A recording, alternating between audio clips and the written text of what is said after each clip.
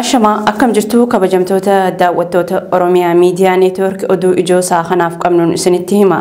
Jalqabarratti ajjeechaan jumlaa abbootii gadaa Karrayyuu qaama mootummaatiin raawwatamuu fi hayni jiru ifatti bahee ummataaf akka ibsamu irratti mormaa kan ture itti aanaan bulchaa godina Shawaa Bahaa obbo Ibsaa Saadiq Ibroo aangoo irraa kaafamanii. Obbo Ibsaa Saadiq guyyaa ajjeechaan raawwate irraa eegalee koree godinicha hogganu waliin haqni bahuu qaba jechuun walitti bu'aa kan ture yoo ta'u maaliif dhimma kana kaafta jechuun irratti ijaaramanii akka cal'isuuf itti dhaaddachaa akka turan maddeen keessoo sirnichaa Oromiyaa Miidiyaa Neetwoorkitti himanii jiru. Dhimmi kun gama mootummaatiin hayni jiru bahaa akka hin jirre kan hubate obbo Ibsaan karaa miidiyaa hawaasaa fuula feesbuukii isaa dhimmicha barreessuun qaamni mootummaa dhimma kana akka raawwatee fi hayni kun bahuu akka qabu ummataaf himuu eegale. Qaamni mootummaatis dhimma kana akka dhaabuuf akeekkachiisaa fi doorsisa garagaraa irraan gahanis didee itti fufnaan gaafa guyyaa 18 baatii 5ffaa bara 2014 aangoo irraa kaafamuun yeroo ammaa barbaadamaa akka jiru maddeen keessoo sirnichaa addeessanii jiru.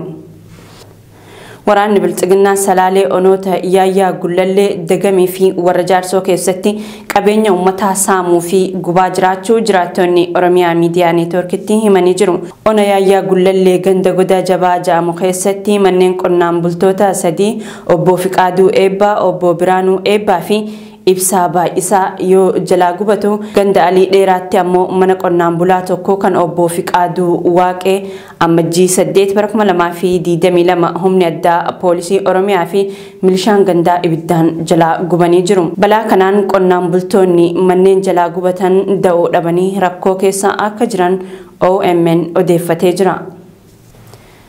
Godina Jimmaa aanota garagaraa keessatti sababii shanee deeggartu akkasuma miseensota shaneeti jedhuun duulli dargaggoota jumlaan hidhuu jabaatee itti fufee jira. Godinichatti namoonni waggaa dabree hidhaman kanneen lakkoofsaan baay'ee ta'anis murtee haqaa malee ji'oota 10 oliif dararaa hamaa keessummeessaa jiraachuu kan himan maddeen keenya garasii haalli qabiinsa mana hidhaas ulfaataa tahuu ibsanii jiru. Hidhamtoota siyaasaa lakkoofsaan 37 ta'an yeroo ammaa magaalaa Jimmaa bakka addaa naannoo Masgiida Bilaalii fi baankii dhiigaa jaamuun beekamutti dhoksaan addatti baafamuun baatiiwwan hedduuf dararamaa kan jiran yoo ta'u isaan kunneen hamma ammaatti mana murtiitti akka hin dhiyaatin Oromiyaa Miidiyaa Neetwoork odeeffatee jira. Oduu keenya birootiin waraana hanga ammaa taasifame keessatti qondaalonni waraana Bilxiginnaa 40 caalan ajjeefamuu fi gariin madaahuun dhagahamee jira. Waraana kaaba Itoophiyaa keessatti waggaa tokko dura eegalee guutuu biyyattii jeequmsa siyaasaa waliigalaaf saaxile kana keessatti ajajoonni waraana Bilxiginnaa 40 caalan ajjeefamuu fi dhibbootaan ammoo madaa'uu maddeen keenya waraanaa himanii jiru.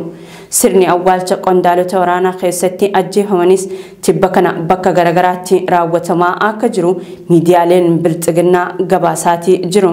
Waraana adeemsifamaa jiru keessatti loltoonni 100 lakkaa'aman ajjeefamuu isaanii gaazexaan African Confidential jedhamu torbee dabre gabaasuunsaa ni yaadatama.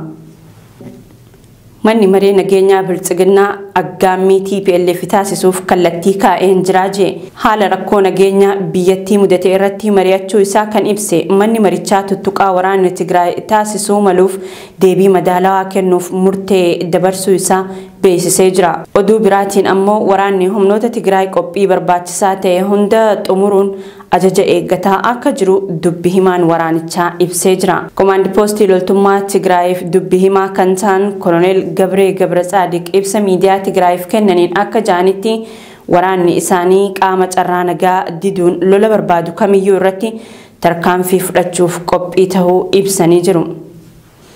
Tole kabajamtoota daawwattoota Oromiyaa Miidiyaa Neetwoork oduun ijoo ammaaf qabanne kanuma fakkaata.